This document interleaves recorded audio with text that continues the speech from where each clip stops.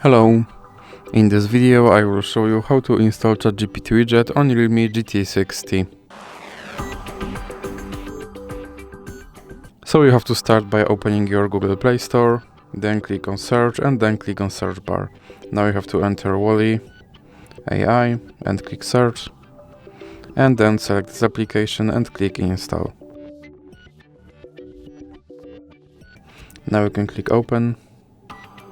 And here you can click on this button to skip introduction, then click not now, and now click open permissions. Then you have to select AI assistant and click here to allow this app to display over other apps, and then you can click back and click back again. Now you can click start, and as you can see, here is my Chat GPT widget, and you can open him and you can tell him to do something.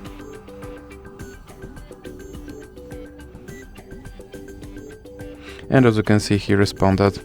And if you want to remove him from your screen, just drag him into the X icon in the middle. So that's it for this video. If you liked it, please remember to leave a like and subscribe.